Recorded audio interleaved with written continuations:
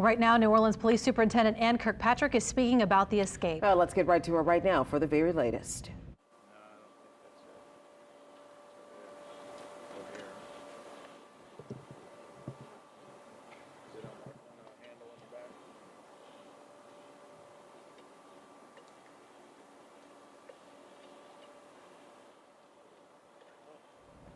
All right, what we're about to hear now is from NOPD. We're waiting for them to get set up here. This will be the 4th press conference, I believe, about this today. Yeah, and we have Ann Kirkpatrick speaking right now. Let's listen in. I wanted to begin by telling you that we have made progress today.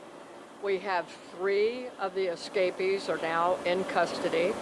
We have active leads on the other escapees. We have approximately 200 agents, officers out there. People are talking. We appreciate that. We know that the second person that we got into custody was actually an actual Crime Stopper tip.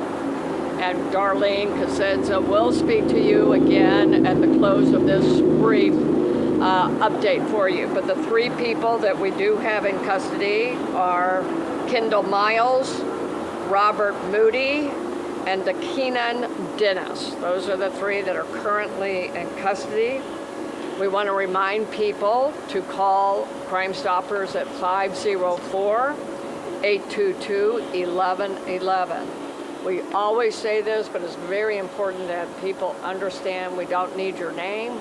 We don't want your name. We just want your information. And if it does lead to the capture of one of these escapees, it's $5,000 cash. And that is in addition to what the FBI is offering, and I will have the special agent in charge address that when he is ready. Earlier today, we have been very, very proactive as well here in NOPD and with our partners. We made sure that our children were looked after. We sent NOPD cars out to the schools to have a high presence.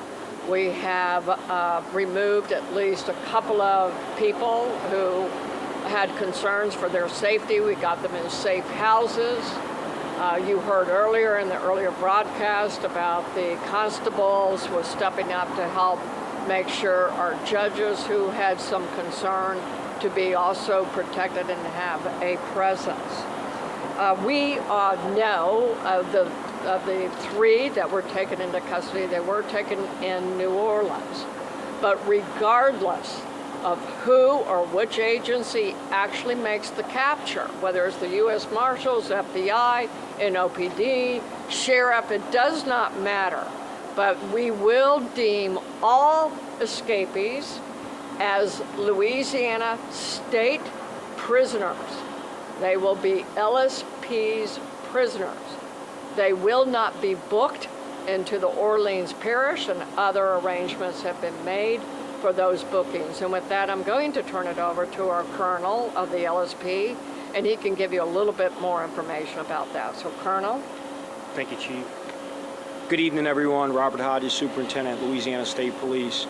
As you see by our support with the FBI, the U.S. Marshals, and other agencies that are in the field right now actively working, ATF, DEA, Homeland Security investigations, all our federal partners, as well as other state partners that aren't here now, probation and parole. We're all working in conjunction with the NOPD, our neighboring sheriffs, to locate the 7 remaining fugitives that escaped from the jail. Our responsibility remains consistent across the state with public safety. Tonight, through the weekend, and however long it takes, we are leveraging all of our equipment, our personnel, our investigative tools and technology to ensure that we locate, apprehend, and bring the 7 remaining to justice. But we can't do it alone. As the Chief said, we need your help, and Ms. Cosenza from the Crime Stoppers will speak as well to talk about you have to call the tip line, as well as the FBI, and in addition, the State Police Fusion Center at 1-800-925-4192. That's 1-800-925-4192, the State Police Fusion Center. If you have any information regarding the 7 remaining, anything, please call us. We need your help to make Louisiana safe. We recognize that some of these individuals may have left the city and moved out into other parishes and possibly left Louisiana. And that's why we have our federal partners here with us who have leveraged all of their resources to keep not only New Orleans safe, but all Louisiana. So just again, with regard to our role, yes, we will take custody of those prisoners and we'll make arrangements to ensure that they are properly booked and relocated to one of the 8 state prisons in Louisiana. Thank you. FBI. Thank you, Chief. Colonel Hodges, good evening. The FBI remains committed to assisting our state, local, and federal partners in recapturing the remaining 7 inmates who escaped. To do this, we need your help. We appreciate all the tips we've received so far. We have agents and analysts working 24/7 to receive more tips. So please, call and help us accomplish this task. It's going to take everybody doing their part to recapture the remaining inmates. If you have any information, and it doesn't matter what time of day, please call 1-800-CALL-FBI, or you can submit your tip online by going to fbi.gov/New Orleans fugitives, or contact our Crime Stoppers partners. Thank you very much. Darlene. Well, first I want to thank y'all who called in or sent in tips online or through our app. And we saw success from that. We had 1 apprehension because of your tips. And we're just going to, again, encourage you to see the team behind us. All information is being vetted, federal, state, local. That's an incredible network that you should feel so strong about, knowing that public safety is the key here.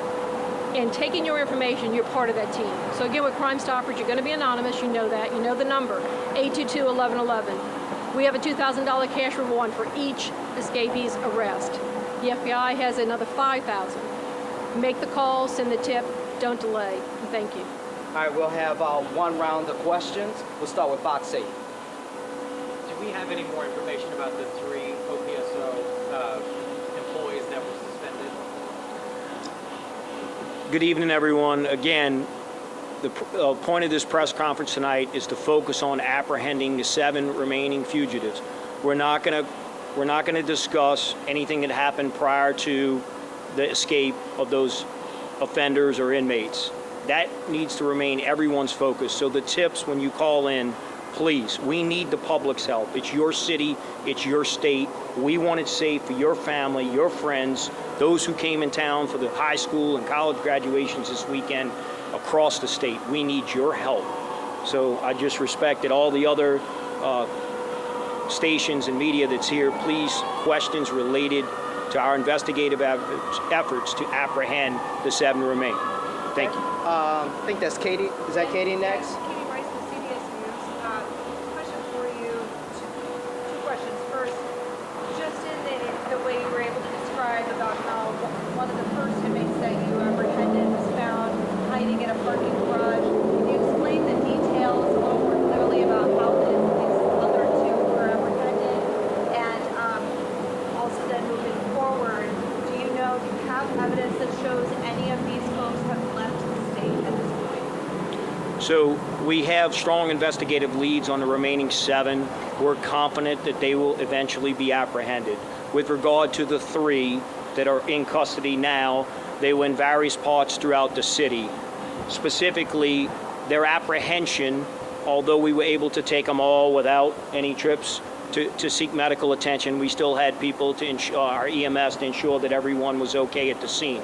But we don't want to really give up the exact how and where we located them specifically. Just know that all investigative tools and technology that law enforcement has were utilized in the apprehension, but none more important than the public's help and giving us that information through Crime Stoppers really is a force multiplier in our investigative efforts. Okay. Jonah. Hey, you talked to a little bit. We're hearing about a police presence on Canal Street. Do you know anything about that presence or a fourth suspect? But also, talk to how every second is critical at this point. Well, for your first part, look, there's police officers, sheriff's deputies, troopers, FBI agents, U.S. Marshals, ATF agents, HSI agents, all over the metropolitan area and throughout the state right now. Yes, every second is critical, As we get leads and tips, we investigate them. For an officer safety perspective, we always want to make sure we have a large group to ensure the safety of the public who's there in that area, as well as those who are working the investigation, and the safe and secure apprehension of those who are fugitives. Each second does count. Certainly, the sooner we can apprehend them, the sooner everyone can be rest assured that they are no longer a threat to the public. These are violent offenders who escape, and we have to bring them back. And they will go to a state prison. 26. So there was a shooting in New Orleans East Willow recently. I believe it may have been an officer-related one. Does that have any connection with this situation currently, or is that a completely separate incident? Right. So it was an event in which there were law enforcement federal partners who were out there actually on surveillance of a target home, and completely independent, they heard gunfire erupt. And when they went to that particular scene, which had nothing to do with this particular investigation, that matter has been dealt with. No one has been injured. No law enforcement was involved in the exchange of gunfire, and it is not connected. Okay. Last question goes to Channel 4. And what do you guys have to say to the public? You know, there's still 7 people on the run here. We talked to some people in schools that are scared to walk outside. You know, kind of do you have anything to put their mind at ease, or you know, are they in any danger just walking around the streets of New Orleans? What we can say is that we'll speak to the fact that the people who are fugitives right now are dangerous people. Is the general public right now, should they panic? And the answer is no. Now, our number one mission, despite anything else right now, is to get these people in custody. So I think you can still, fully enjoy graduation ceremonies tomorrow, having dinner out, the things that you would normally do. However, we just ask that you are mindful and you're attentive. You call us if you think that something is out of order. You call us. Sometimes people think, well, I don't want to call 911. What if I am wrong? But what if you're right? And so call us. But don't panic. Just simply continue living and enjoying life, but just be cautious. That's what we have. And we're going to keep you updated until every single one of them are accounted for and back in custody. So we think that based on the leads we've been getting, these are active and real leads. So keep talking to us. We need you. All right, thank you all for coming out. We appreciate it. If we have any further information, we will send that in the form of a press release. Thank you. I'm going to give a round of applause for Jonathan.